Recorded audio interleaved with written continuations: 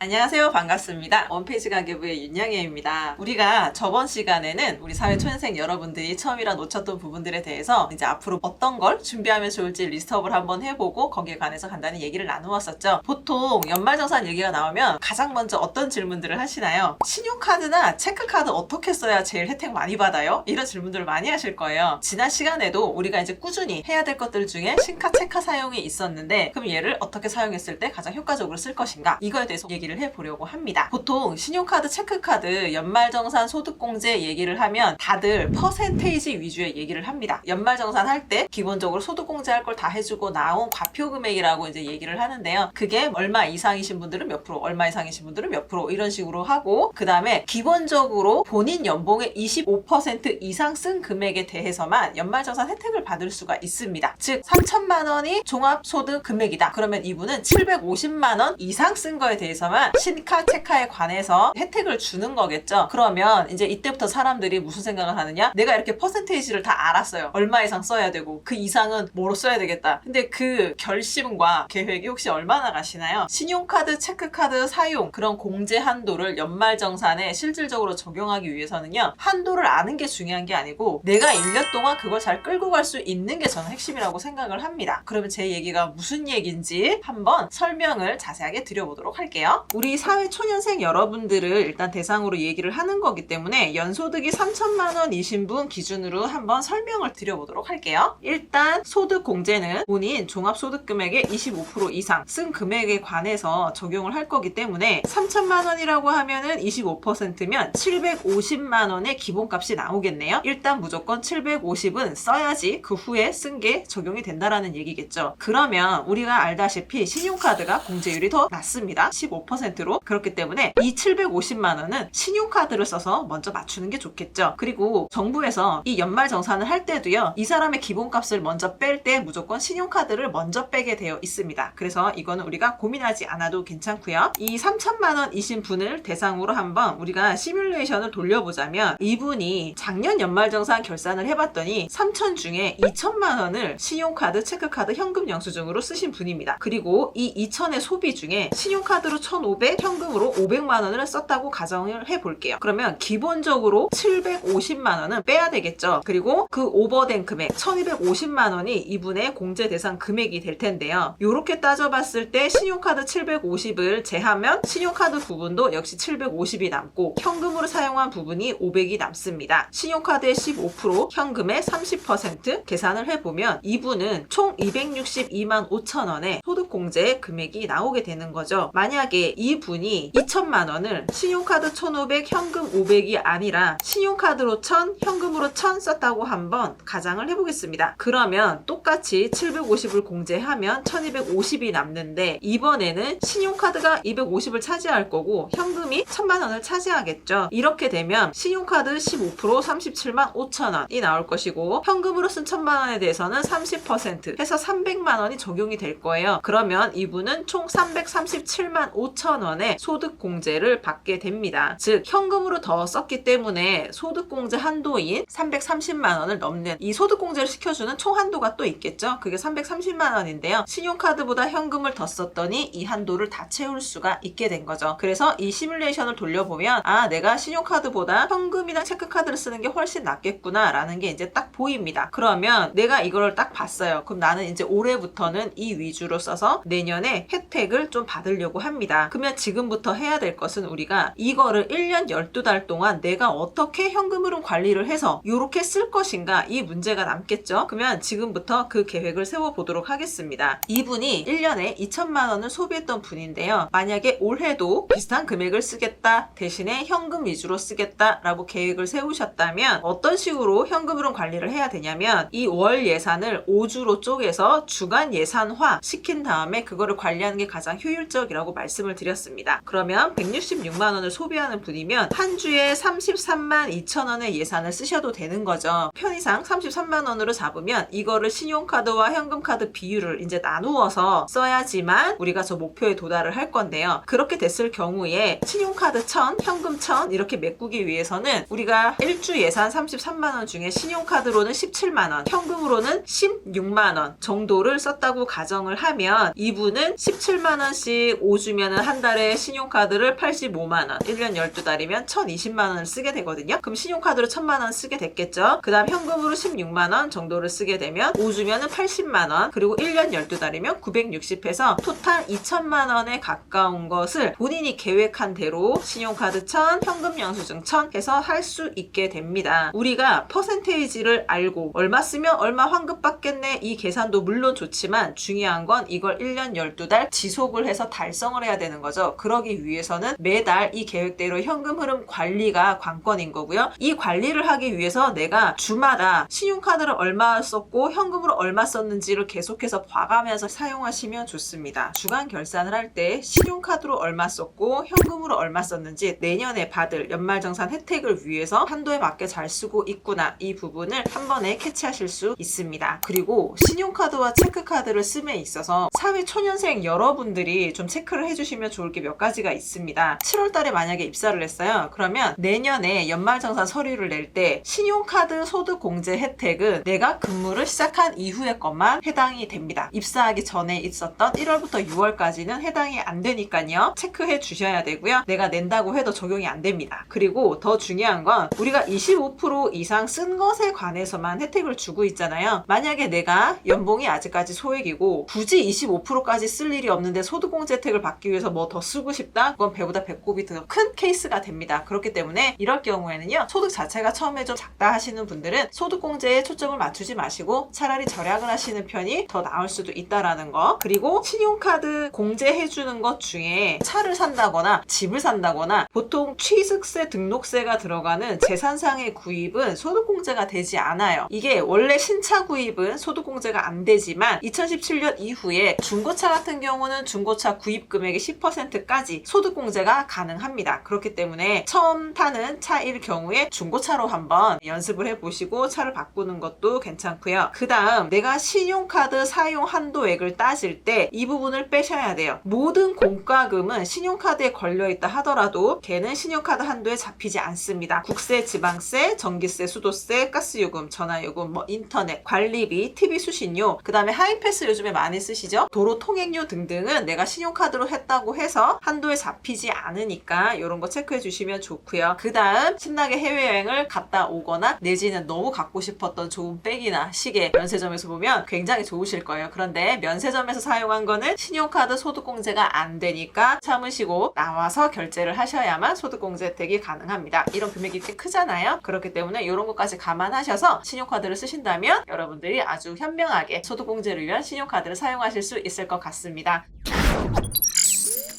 신용카드보다는 당연히 현금, 체크카드가 공제율이 높으니 가급적 현금 흐름 관리를 하실 때 현금을 많이 확보해서 쓸 수 있는 방향으로 예산도 조정해 주시면 더 좋을 것 같습니다. 여러분들의 2023년도 현명한 신용카드, 체크카드 생활을 응원드립니다. 감사합니다.